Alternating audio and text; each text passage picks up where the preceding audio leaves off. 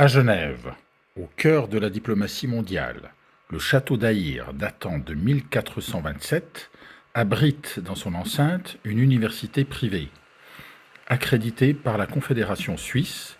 et reconnue par la qualité de ses programmes et son ouverture internationale. La Suisse UMEF offre un environnement multiculturel unique où l'excellence académique se conjugue avec une forte dimension pratique et internationale. Elle propose des bachelors et des masters en business administration,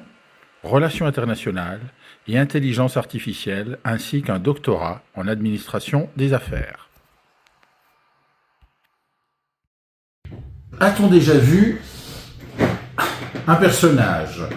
instable et capricieux intervenir sur la scène internationale, comme c'est le cas depuis un peu plus d'une année? Oui, lors de son premier mandat. Donald Trump, puisque c'est de lui qu'il s'agit, avant d'être le nouveau locataire de la Maison-Blanche, prétendait haut et fort à qui voulait l'entendre, et surtout pour se faire élire, qu'il ferait la paix en Ukraine en un temps record, parfaitement irréaliste. Si je me rappelle bien, il s'agissait de 48 heures. Puis, n'en parle plus. Qu'en est-il de sa grande amitié avec Elon Musk,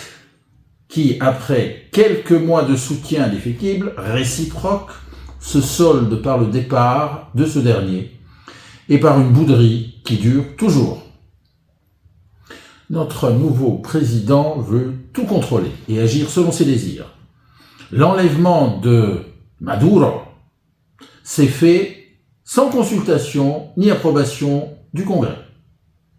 Le bombardement en Iran en juin dernier s'est fait dans les mêmes conditions, comme s'il était seul à décider. Petit caprice personnel, il a décidé récemment de construire une salle de bal, sans passer par les autorisations demandées. Et lorsqu'on est venu lui dire que ce n'était pas comme ça qu'il s'agissait, que ce ne sera pas possible, il a tout simplement proclamé que c'était trop tard. Voilà. Il veut prendre le contrôle de la Fed, institution indépendante et sacro-sainte aux États-Unis. Bref, ne passe pas du tout par les canaux constitutionnels requis. Il a même parlé récemment d'abolir les midterms. Mégalomane, la fameuse salle de bal, du jamais vu par un président. Voilà, elle devrait abriter 1000 personnes. Personne ne l'a fait avant lui, donc il faut qu'il le fasse. Un arc de triomphe. Mais oui, rien que ça, à Washington, plus beau et plus grand que celui de Paris. Veut créer un conseil de la paix qui serait censé remplacer le Conseil de sécurité des Nations Unies. Ce Conseil de la paix, tenez-vous bien, la composition du Conseil est déterminée par Donald Trump lui-même, le fondateur, qui veut facturer $1 milliard pour chaque siège permanent. Le Conseil a sa propre charte, privée, qui ne désigne qu'une seule personne habilitée à adopter des résolutions ou des initiatives en son nom, sans consultation du Conseil. Tiens, on a déjà entendu ça quelque part. Devinez de qui il s'agit. Le président Trump lui-même, qui y règne à vie. Alors on parle de Donald Trump et sa promesse de mettre fin à la guerre en Ukraine, lui qui n'a cessé de répéter qu'il saurait justement mettre fin aux hostilités et trouver une solution de paix en 24 heures. Trump a été rappelé à la réalité et en fait on voit là toute une dimension qui est propre au personnage politique de Donald Trump, c'est-à-dire quelqu'un qui aime faire le show entre guillemets et qui au-delà de la dimension purement liée aux promesses habituelles rend compte quand même de la psychologie d'un personnage qui prend peut-être pas assez en considération la complexité des dossiers. Beaucoup de conseillers de Donald Trump indiquent assez souvent qu'ils ont une difficulté à communiquer avec lui, tout simplement par rapport à son côté justement versatile, mais sa difficulté en fait à se concentrer sur un sujet C'est-à-dire que lorsque ses conseillers, les experts qui gravitent autour de lui remettent des notes, ils doivent s'assurer que les notes qui lui sont remises ne dépassent pas l'équivalent d'une demi-page, parce qu'ils sont quasiment certains que Trump ne lira pas plus que cela. Et ce qui est dommageable, c'est que justement la complexité est un élément très important dans l'abord des crises, dans le règlement justement diplomatique. Et c'est là en fait le point problématique chez Trump. La difficulté qu'il a eu à essayer de trouver une solution en Ukraine est beaucoup liée à la force en fait des lobbies militaristes, des lobbies pro-ukrainiens qui pèsent très lourdement dans la prise de décision, mais également la position d'embûche qui a été celle de la plupart des pays de l'Union européenne qui n'ont pas aidé à trouver une solution, mais c'est aussi le fait que Trump a eu des difficultés à comprendre la réalité des rapports de force et la réalité en fait des exigences de chacune des parties. On retrouve la même chose en Iran aujourd'hui dans cette complexité dans la relation justement à faire émerger une espèce de consensus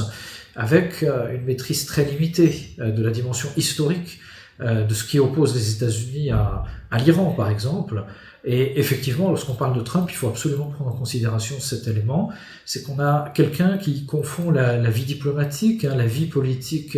réelle, avec toutes ses complexités, avec ce qui relève en fait du show politique ou de l'émission un petit peu de variété à l'américaine, si on peut présenter les choses de cette façon. Son amitié avec Elon Musk a aussi été finalement intense, puis ils se sont chamaillés, et maintenant c'est la langue bouderie. Donc là aussi, on voit une instabilité dans ces relations. On se rappelle du défilé des ministres lors de son premier mandat, qui venaient, qui étaient nommés, et puis finalement congédiés, on en reprenait un autre, etc. Donc on a cette instabilité qui est quand même un peu propre au personnage. Je pense qu'il y a une dimension qui est vraiment liée à l'ego, qui est vraiment liée à la psychologie, peut-être aussi bien chez Trump que Elon Musk en fait. C'est-à-dire que pour Trump, comme malheureusement la plupart des grands dirigeants politiques de la sphère occidentale, puis à l'échelle mondiale, tient quand même d'un profil très, très singulier, très narcissique, beaucoup dans une logique affective dans le relationnel, mais toujours dans l'idée que l'on est bien que si on va dans son sens. Et comme Elon Musk, c'est un milliardaire, quelqu'un qui pèse très lourdement et qui a une vision politique qui était également singulière, et puis qui est un peu aussi peut-être dans cet état psychologique. Donc le clash était quelque part inévitable, parce qu'il y a des oppositions sur un certain nombre de sujets, dans la vision des choses, et puis également dans l'idée que chacun se considère comme étant le patron ultime. Donc du coup, deux coqs dans une basse-cour, ça ne donne pas forcément le meilleur des résultats. Qu'en est-il des deux personnages principaux qui gravitent autour du président, à savoir Marco Rubio et Vance, le vice-président, qui succéderait éventuellement à Trump si Trump venait à être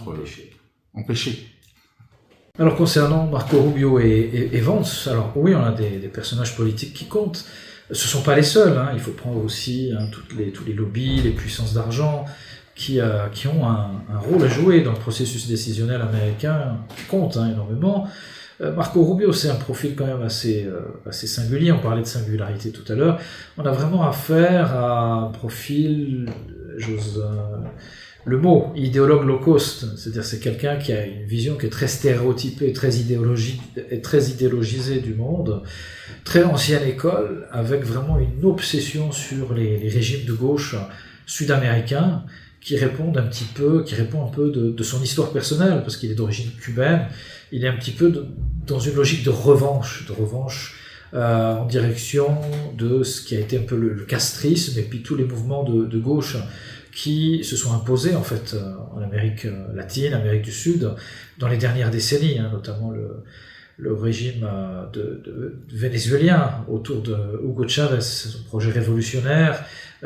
gauche modernisée, d'un certain point de vue qui a été repris derrière par Maduro, qui explique un petit peu ce que Trump a commis à travers le kidnapping du président vénézuélien légitime, et ce qui se dit sur la possibilité d'interventionnisme américain, militaire, direct à à Cuba, peut-être sur le modèle du Venezuela, mais à mon avis ça va être un peu plus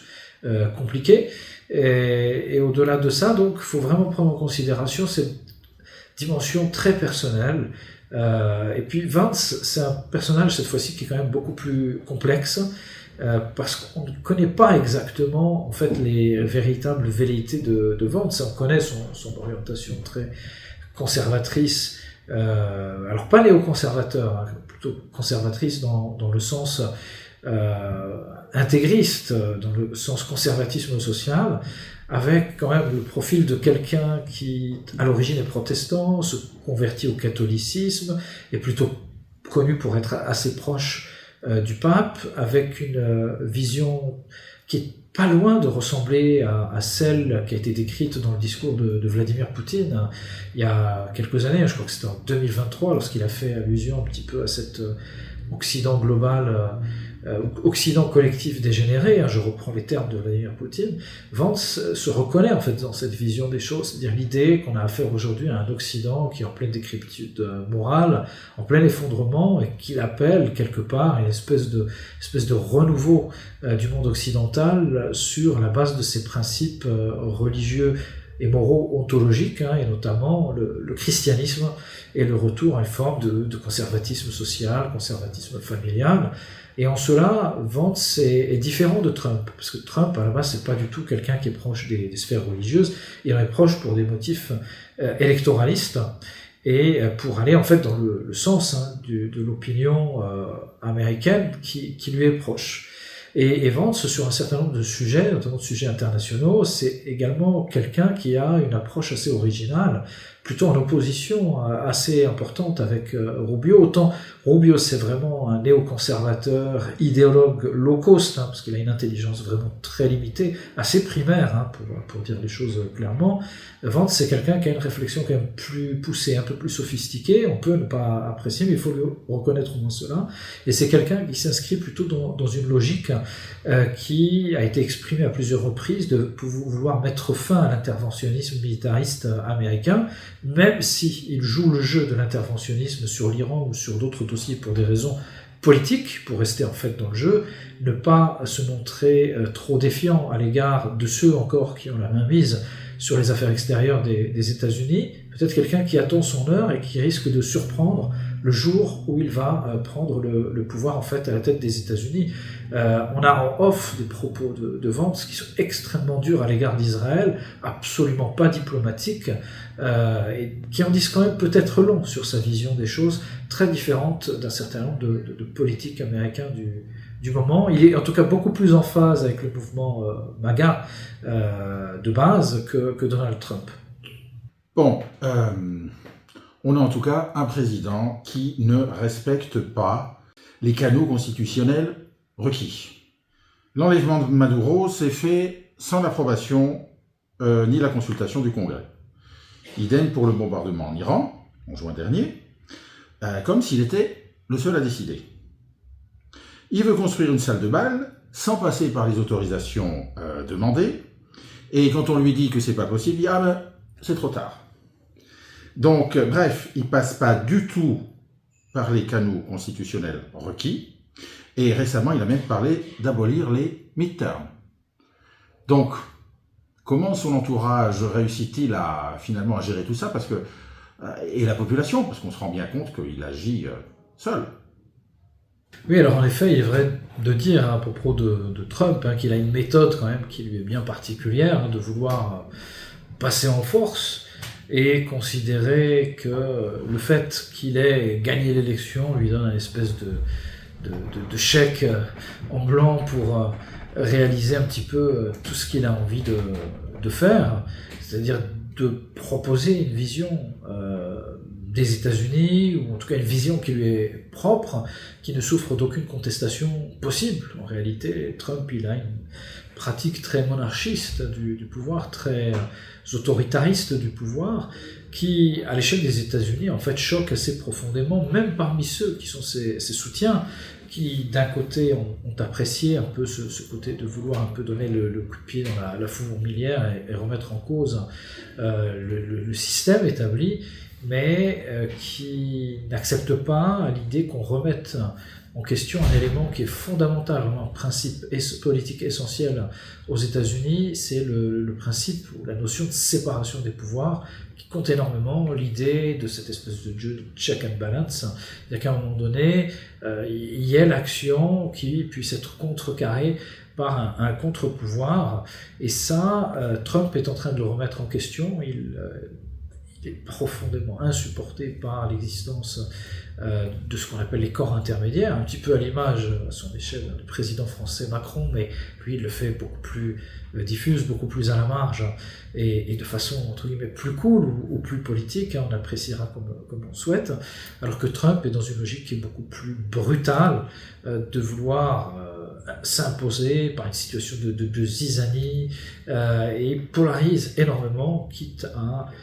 pousser en fait, à provoquer une situation de potentielle guerre civile aux États-Unis, et puis de désordre institutionnalisé, institué à l'échelle mondiale à travers sa politique de violation systématique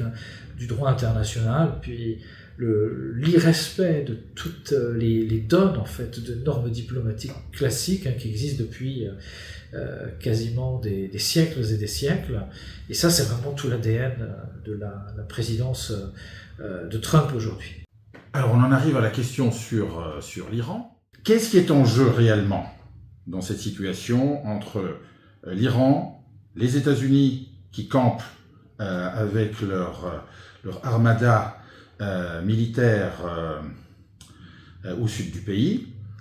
et surtout avec l'entourage dans la région des autres pays arabes. Donc, quels sont les scénarios possibles? Et deuxièmement, que faire pour qu'on ne court pas à la catastrophe d'une déstabilisation régionale par la guerre, finalement? Alors on est sur une question qui est très pertinente, qui est d'actualité, mais et d'une actualité sensible malheureusement, parce qu'on est là maintenant au moment où on parle, en pleine discussion, négociation entre la partie américaine et la partie iranienne, avec l'entremise de la diplomatie du sultanat d'Oman, qui est devenue l'une des grandes diplomaties de référence de la médiation, et c'est presque triste de le dire aujourd'hui depuis la Suisse, mais c'est la nouvelle réalité du monde. Et cette nouvelle réalité du monde, pour moi, elle exprime quand même beaucoup de choses de ce qui est en train de se dérouler aujourd'hui, c'est-à-dire l'éloignement du centre de gravité du monde, de l'espace euro-américain vers justement l'Asie. Et c'est intéressant de voir que en l'espace de quasiment une semaine, on a eu les discussions d'Abu Dhabi sur l'Ukraine et les discussions de Mascate à Oman sur l'Iran, même s'il y a la proximité géographique de l'Iran, mais le fait qu'Oman ait été proposé n'est pas pour rien dans cette crise. Alors, ce qu'il faut mettre en avant, je crois, ici, sur justement les velléités interventionnistes, militaristes, de cette agression américaine qui a commencé, parce que le déploiement d'une armada absolument incroyable, on est déjà dans l'intimidation, on est déjà dans la volonté de menace et de faire plier un adversaire, on est quand même dans quelque chose qui relève du questionnement, en ce sens qu'aujourd'hui, les manœuvres que les États-Unis proposent ne servent absolument pas les intérêts stratégiques américains. En réalité, les Américains donnent l'impression d'être poussés presque de façon forcée par la partie israélienne, les lobbies, et en fait c'est la politique intérieure propre aux États-Unis qui commande cette politique extérieure, qui d'un point de vue rationnel n'a aucun sens. N'a aucun sens tout simplement parce que l'Iran, c'est déjà un pays qui souffre d'un embargo qui lui empêche de faire des affaires, ne serait-ce qu'avec les sociétés américaines. L'Iran, c'est un pays qui cherche à développer des relations avec les parties européennes, parties occidentales, parties américaines, est tout à fait prête, au contraire, à attirer les investissements et à ouvrir les relations avec les États-Unis. Et donc ça, pour y parvenir, ce qui serait profitable aux opérateurs économiques américain, il n'y a pas besoin d'utiliser la menace. Et en réalité, ce qu'on est en train de voir aujourd'hui, c'est-à-dire le rapprochement de l'Iran des BRICS, le fait que l'Iran ait rejoint les BRICS, c'est presque une politique par défaut en réalité de l'Iran. Il faut voir que même au sein du leadership iranien, on a une situation de profonde division où une grande partie même des religieux, ce que on appelle les mollahs dans les comment dirais-je, dans les médias mainstream, mais qui en réalité n'a aucun sens parce que ça ne nous permet pas de comprendre la nature même du pouvoir iranien. Une grande majorité veulent plutôt des relations